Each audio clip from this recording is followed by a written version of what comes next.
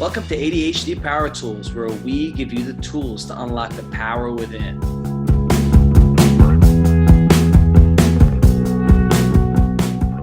Hello, everybody. Welcome back. Today, we want to talk about remote learning. Now, I'm a student. Julie's a student. Brooke, you're not a student. I'm a student of life. You're a student of life. There you go. But there's a lot of remote functioning out there, whether it's school or work, and I want to talk about remote functioning, remote learning with this, COVID and everything. What are some tools, Brooke, that you can give our audience on remote learning and functioning through this pandemic right now? What are some tools that we can really carry out this remote lifestyle we've been living? Mm-hmm. So I think that a lot of us are used to it at this point. It's been almost a year working from home, schooling from home for many. And I know that people have created some sort of new schedule for themselves, good or bad or indifferent, and their family, and have organized their space in order to work from home to make it work. So I would say at this point, the biggest thing is to just really organize your space, continue to clear the clutter. And there's a lot of COVID fatigue right now.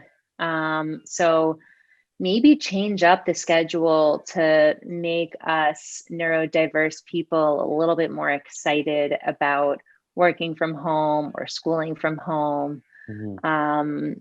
Change the environment, change it up somewhat, and then, post that schedule somewhere. Change your environment. Exactly. I published an article on differentbrains.org about 5 tools for a college student with ADHD. And this was during the COVID pandemic, and this was earlier when things were a bit new. And this is now I'm entering my 3rd semester where it's all remote learning. I bet you are too as well, Julia. And I think I've come to grab a good handful of tools to really carry out the best semester online as I can. And I was used to before the pandemic, interacting with friends, engaging with friends, having a study group, and going to class, moving from class to class, driving to Florida Atlantic University, hopping on my longboard and going from class to class, and really just enjoying the fresh air and seeing my friends and interacting with them, and going to the supplemental instruction hours and the tutoring sessions and the office hours for the teacher. And now it's all different. It's all on one seat. It's one seat. It all happens in the one spot. And I think there's always advantages to that. We're saving time. A half an hour drive to FAU and back and forth, that's an hour of time saved. And even going from class to class, that's time saved right there. And I use that time to my advantage. I use my time wisely to that advantage because it motivates me, the fact that I have this more time. And group chats. I really email the student list in classes, and I contact them, and I'm like, hey, how are you? I am in your class. Let's communicate. Let's make a group chat together. And I build these huge group chats to stay engaged in my class and discuss things, and people can keep me accountable of hours and office hours and SI sessions that are all online, because it's the motivator right there for me. So, and there's multiple other things, like listening to music while studying, taking notes, and things like that I wouldn't be able to do in the library, but I'm obviously with the headphones.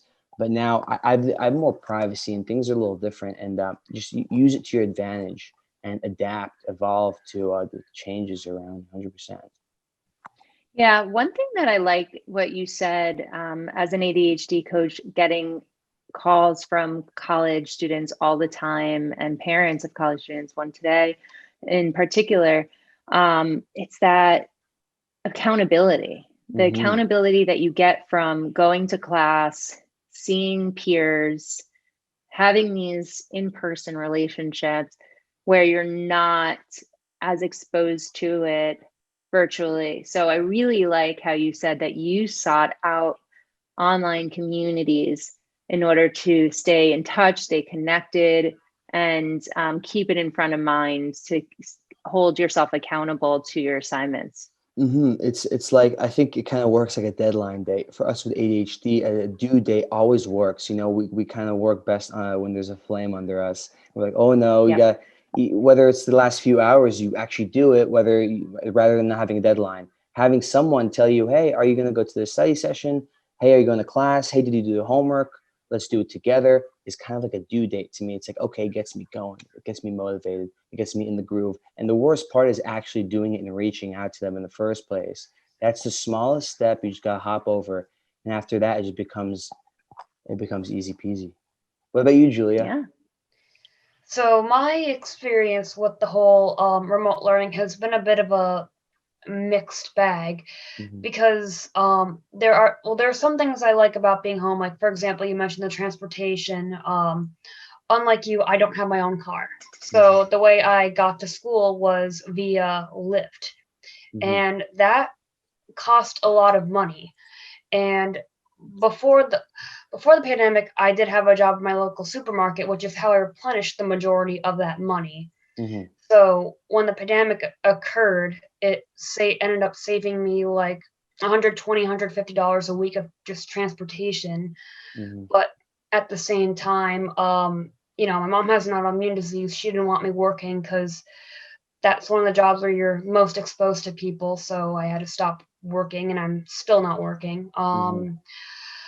The thing I think I found the hardest to adapt was like, the advantage of being at school is in-person contact, which that's nice, but also there aren't as many distractions, because say I'm at home, as I mentioned, I don't live by myself. I have my mom here and my brother, who occasionally comes down to visit us.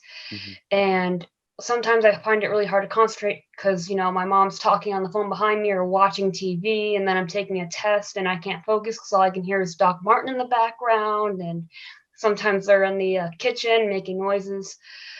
That's been difficult. And also with the whole, with tutoring as well, because as mentioned previously, math has always been difficult, but the way my school's online tutoring works is you only get X amount of hours per semester to get tutored on every single subject. And I would need much more than just 20 hours of math help, which that became difficult. But I lucked out because my grandpa's good at math. And then I got help through one of our, someone who's part of Different Brains as well. But that's, I think, one of my biggest questions to you, Brooke. How do we deal with distractions if we're, for example, taking proctored exams where we can't get up, and if we shout at our mom, hey, Doc Martin's too loud, can you turn that down? Like, that can be considered cheating. Like, how do we move around that? Yeah. So in the beginning of the year, I had done some free webinars about creating your personal space within a schedule. So if you have a family and you are all in close quarters and you're working or you're schooling, to create a schedule on your door. And some people actually lay out their schedule from beginning to end, or if, let's say, you are taking a test or you're on a call like we are right now, to maybe put something on your door to indicate that. So you can, like right now, I have something hanging on my door, but I heard something really clever. Like, if someone cannot come into the room or they have to be quiet, you put a red on the door. If it's okay for them to come in, but you're busy, you put yellow on the door. If they can just come in and you're not busy, you put green on the door. Now, for your situation with Doc Martin, he's barking, right? So it sounds like that might have to be a conversation with your mom. Hey, mom, taking a test. I can't be distracted. Please make sure, and you got to be proactive to take Doc Martin outside, or come Doc up Martin. with something to get. Doc Martin is a movie. Oh, okay. But I do have a Even dog that does better. bark. I do have a Okay. dog that does bark, and that also ends up being another distraction. So even better. Keep the noise down. She can control that because of the TV. Make the volume lower, put headphones on, that kind of thing. I also actually have in my office area a noise canceller. So it's that white noise machine. And that helps a lot when there's like outside distractions that I just can't control.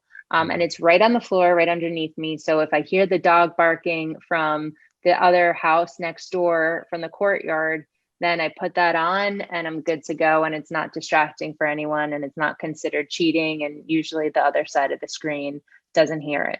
Right, and some people have noise canceling headphones, myself included, but the problem with a proctored exam is you can't have any, like, no headphones allowed, or else that's considered cheating. And one of the biggest things that helps me concentrate, especially like with a task like a test, is listening to music. And that is something that unfortunately has to be taken away from me. So then I had the distraction of not being able to listen to music to help me concentrate. And then the dog starts barking, or mom's talking on the phone or watching Doc Martin or something like that. And like, if I do try and communicate to them, hey, I'm going to be taking a test at X time, but then if they say they forget, and then they're like that, and you can't.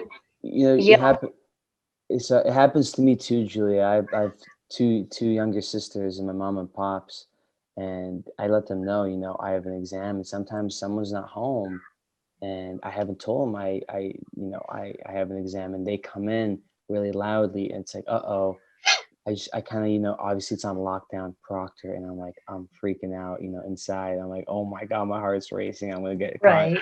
They're going to think I'm cheating.